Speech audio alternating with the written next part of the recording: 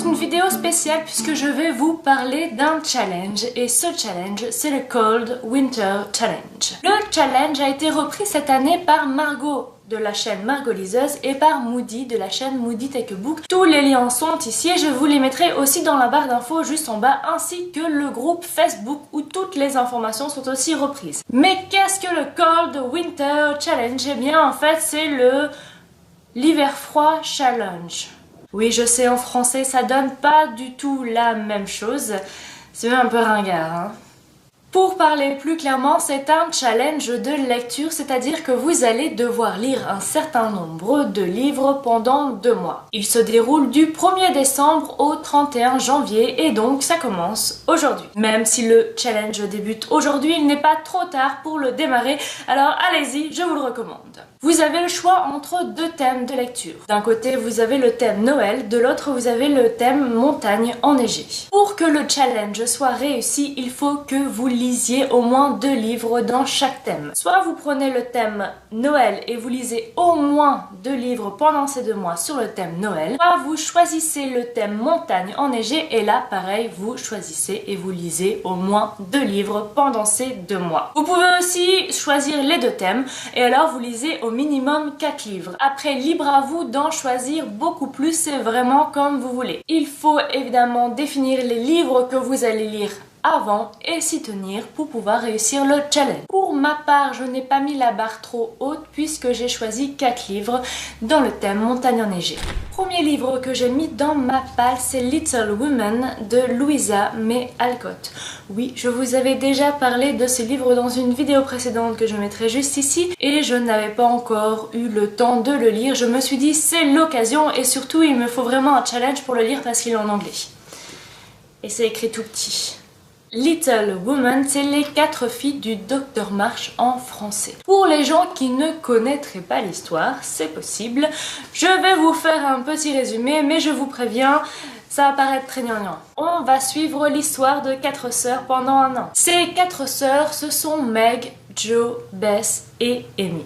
Leur père est absent puisqu'il est parti à la guerre et les temps sont très durs. Ces 4 sœurs ont chacun un caractère bien différent et en fait c'est assez intéressant de voir ces 4 caractères évoluer à cette période. Je vous avoue que j'ai surtout vu le téléfilm, le feuilleton à la télé, mais je n'avais jamais lu le livre, c'est pour ça que je vais m'y mettre. Maintenant, à partir d'aujourd'hui, ça commence. Le deuxième livre que j'ai choisi pour ce challenge est totalement différent et dans une époque totalement différente puisqu'il s'agit de La Nuit des Temps de Barjavel. J'ai acheté ce livre il y a un moment et je n'ai jamais eu le temps de le lire. Je ne connaissais même pas en fait l'histoire. Lorsque je regardais un peu le groupe Facebook, je me suis rendu compte que de nombreuses personnes l'avaient mise dans leur palle et je me suis dit pourquoi pas. J'ai aussi parce que j'ai lu énormément de commentaires positifs à propos de ce livre. Après avoir lu tous ces commentaires, j'ai vraiment hâte de le lire. J'allais m'arrêter là, mais après je me suis dit que vous faire un petit résumé du livre ce serait quand même sympa. Mais alors le résumé c'est vraiment très court parce que même sur la 4e de couverture ou même sur internet il y a très peu de détails. On est en pleine expédition polaire française et les scientifiques en fait quand ils vont sonder la glace ils vont se rendre compte qu'un signal provient d'en dessous de la glace. Donc évidemment qu'est-ce que c'est, pourquoi, voilà. C'est à peu près toutes les informations que j'ai trouvées sur internet ou sur la 4e de couverture. Donc je pense que ça promet, parce que c'est assez mystérieux. Le 3e livre, je l'ai trouvé alors que je me baladais chez Pellemel, donc le magasin de livres de seconde main à Bruxelles et en Belgique. Je ne suis pas sûre qu'il y en ait en France, faudrait que je vérifie. Ce livre, c'est Ta fille morte d'Alex Berg. Et celui-ci, dès la couverture, on comprend que ça se passe quand même autour de la neige. L'histoire, c'est celle de Caroline. Sa petite fille vient de mourir. Elle refuse d'accepter sa mort. Elle va donc quitter la ville où elle vit, Hambourg, pour retourner en fait dans le nord de la Suède, là d'où elle vient. On est en plein hiver, sauf qu'apparemment là son ex-fiancé va revenir, enfin il va se passer plein de choses, j'espère, pour que le livre soit intéressant, et apparemment c'est aussi un thriller. Pour le dernier livre, j'ai choisi le format d'e-book parce qu'en fait je l'avais acheté aussi il y a quelques mois. Ce livre c'est Passé mortel de Philippe Donlé, comme d'habitude, je ne sais pas le prononcer.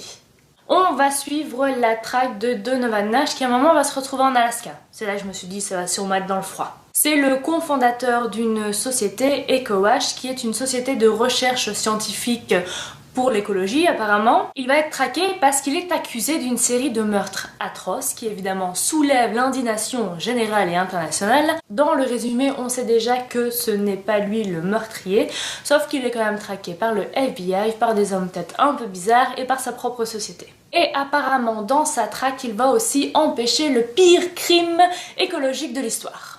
Alors je pense que ça va être du lourd, que ça va être bien intense. J'espère juste que ça ne va pas être trop intense justement parce que sinon je vais peut-être avoir du mal à suivre. Cette vidéo est maintenant terminée. Si elle vous a plu, franchement n'hésitez pas à la liker. Alors pourquoi je vous demande tout le temps de liker mes vidéos? Non, ce n'est pas pour vous embêter ou pour flatter mon ego. En fait, c'est tout simplement une histoire de référencement. YouTube est tel que plus une vidéo est partagée ou likée, plus elle sera mise en avant sur son site. Et en fait, c'est ce que j'aimerais faire, c'est que mes vidéos aient plus de visibilité. Après, évidemment, c'est à vous de me dire si vous l'aimez ou pas. Et c'est à moi aussi de m'adapter pour essayer d'avoir un meilleur contenu et de vous plaire aussi. N'hésitez donc pas à liker la vidéo, à la partager, mais aussi à la commenter puisque votre avis m'intéresse. Je vous souhaite une excellente semaine et un excellent début de mois de décembre et je vous dis à la semaine prochaine. Ciao, ciao.